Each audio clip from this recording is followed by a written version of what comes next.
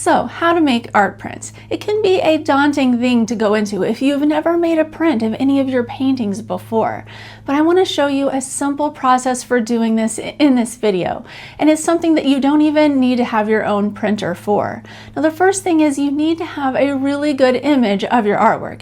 Whether you've created a painting like the one I have behind me back there, or whether you are a digital artist, you just need to be able to have a file that's digital that you can print from. Now, there are a variety of ways to do this. You can take photos of your painting with your phone or a high-quality DSLR camera. And I've created several tutorials. The links to those are in the description along with everything else that I discuss in this video. As for making the art prints, you can make them yourself. And if you're doing this, I would suggest an Epson P900. But like I said before, you don't need your own printer to be able to make art prints. Instead, you can use Luma prints.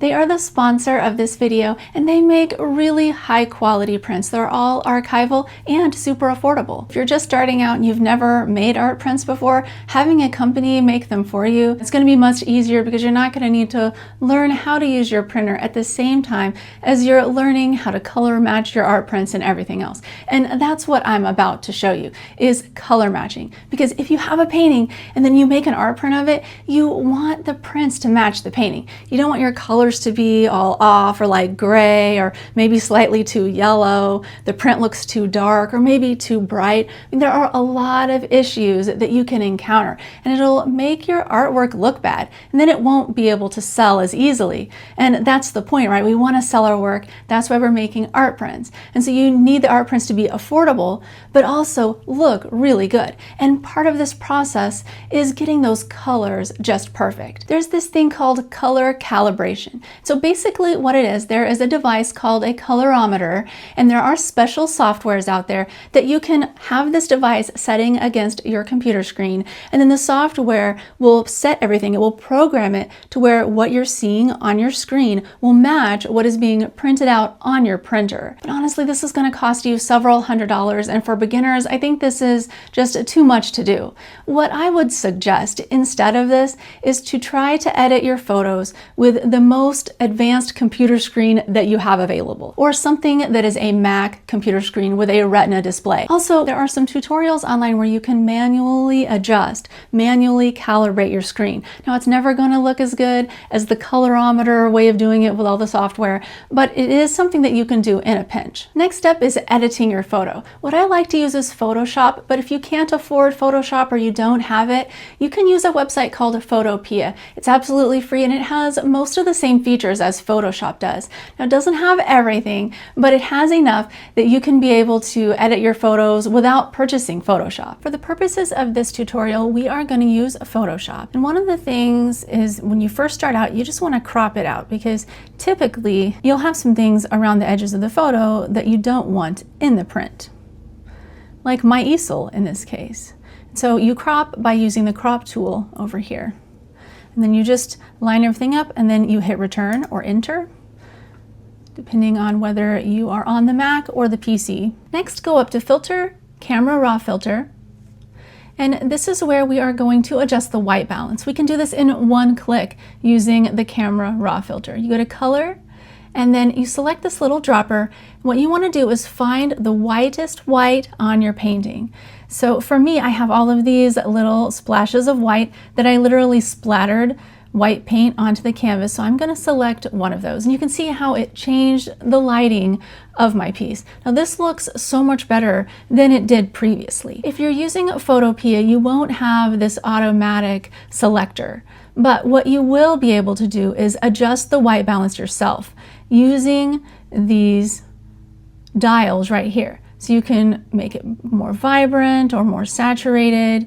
You can change the tint. You can see how we drag that and it makes it more pink or more green and more yellow or more blue. But like I said, if you have Photoshop, just use the little pointer. It'll make it perfect.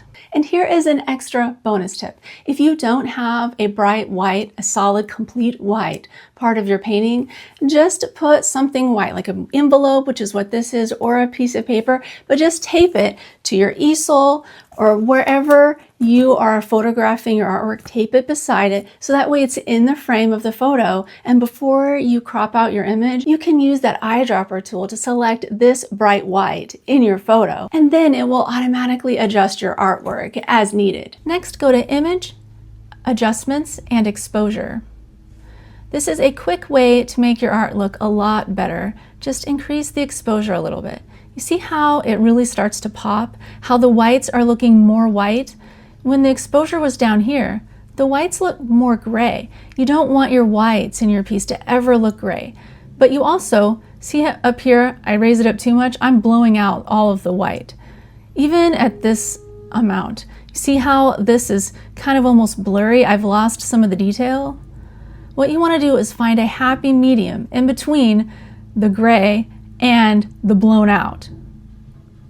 You're just going to eyeball this. I like my colors to really pop and the whites to be super bright, so I'm going to adjust it to 0.49, but there's not a number in here that's going to be the right number for everybody. You're going to have to look at your piece, where it rests along the spectrum of too dark to too light, and figure out where the best sweet spot is for you. Next, it's a good idea to review your darks. See how dark these are? I did paint these in black, so they are very dark, but I think they might be just a tad bit too dark when I look at the overall piece compared to my painting. And that's what you want to do throughout this entire photo editing process. You want to look at what's on your screen and then compare it to your painting. If you don't have a painting, maybe compare it to the iPad that you drew it on if it's digital art, but make sure that the artwork that you're seeing on your screen is looking the way you want it to. Next, go to Image, Adjustments, and Selective Color. This allows us to adjust each individual color.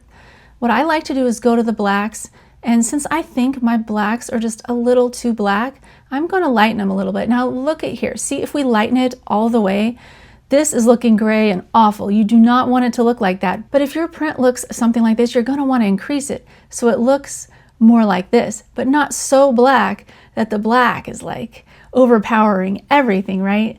So what I'm going to do is just tone down my black a little bit, not a lot, but just -5, just small adjustments. And what I find during the adjustments of the selective color tab is to just do very minor adjustments, because sometimes if you do major adjustments, then it's going to radically change the way your artwork looks, and you don't want that. My colors are looking good, so I don't need to make any adjustments, but let's say you had yellows that looked too green.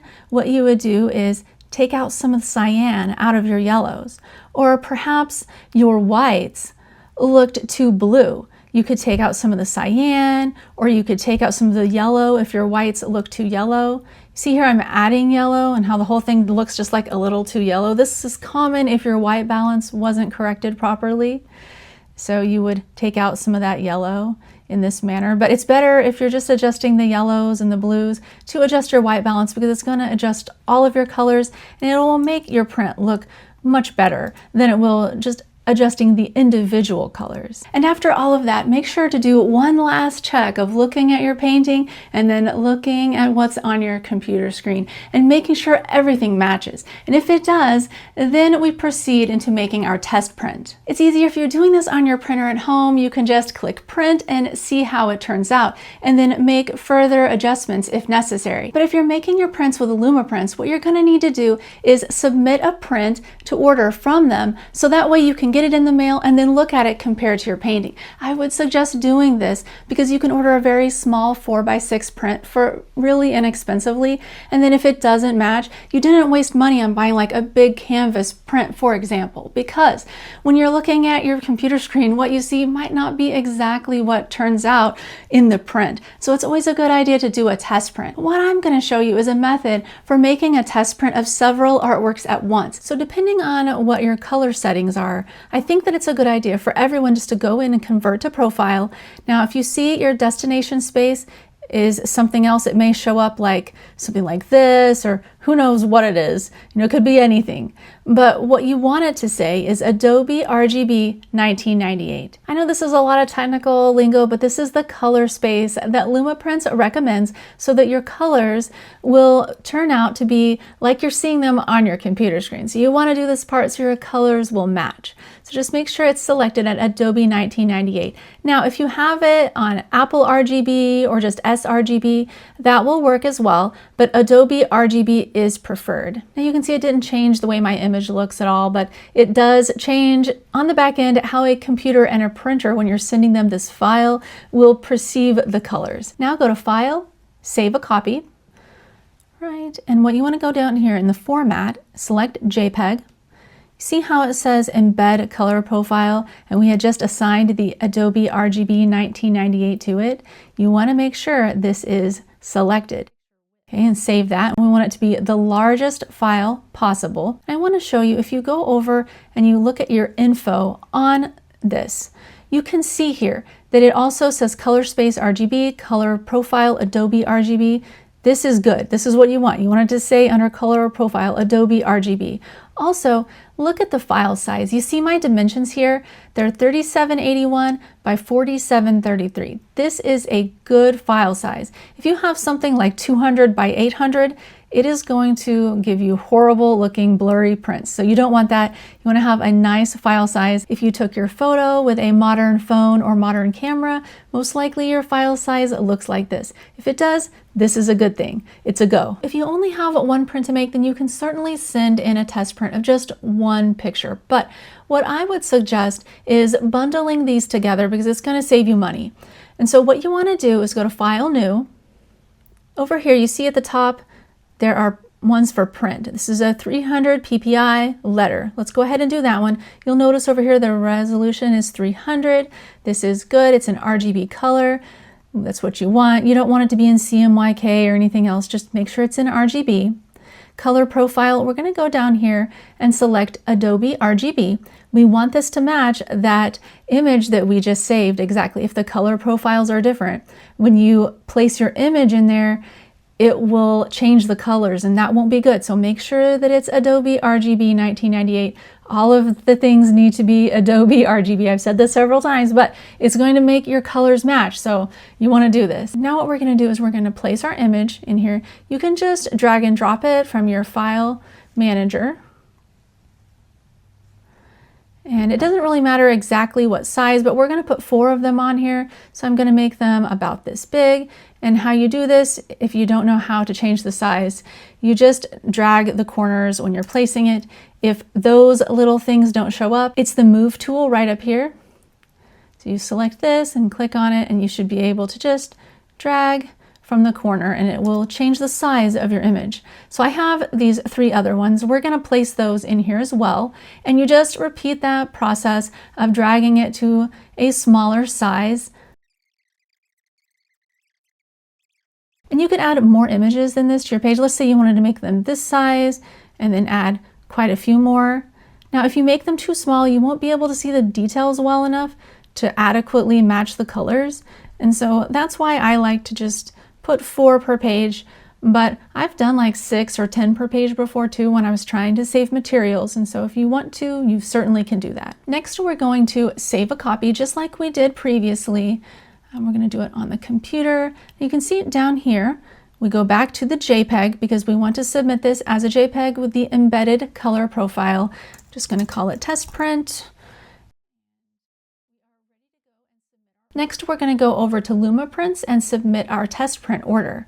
So you just start an account or log in. Up here at the top right of the screen, there is a button that says Create New Order. So just select that. Then open up your Finder and drag and drop the image that you want to have test printed over here. And you can see immediately there's all these different things that pop up. What you want to select is fine art paper. Archival matte is their most affordable type, and so that is perfect for a test print. And my paper size is 8.5 by 11. You can see here that it's going to cost $3.54 for this test print. Now, if you only had one, you could make it as a 4 by 6 for $1.71. But I wanted to do several, so we're going to go ahead and go with that. And you can select the bleed on this. It doesn't really matter for your test print, so just leave it the way it is.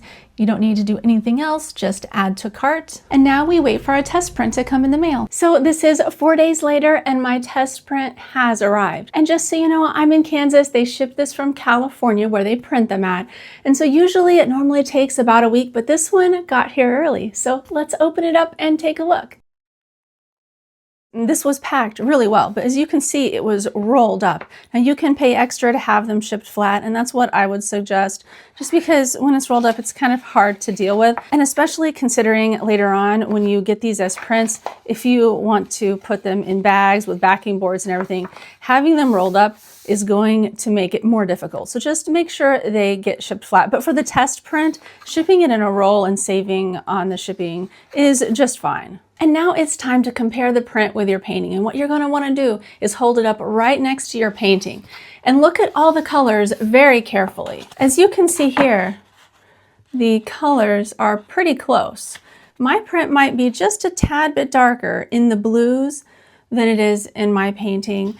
And then in the whites, they're just not quite as bright of a white as they need to be. So what I need to do now is raise the exposure of my file just a little bit before I send off for my final print. Now I'm not going to order another test print because my changes weren't that significant. But let's say you get this and you compare it to your painting and there are some major problems, like really major. You might need to send off for another test print in that case. And so you have to be the judge of that. But from what I got, this is almost perfect. So just a slight adjustment will allow me to be confident when I send off for my much bigger canvas prints I'm about to order. If you found this video helpful and you want to learn more about making art prints, check out this video. All right, thank you so much for watching. See you next time.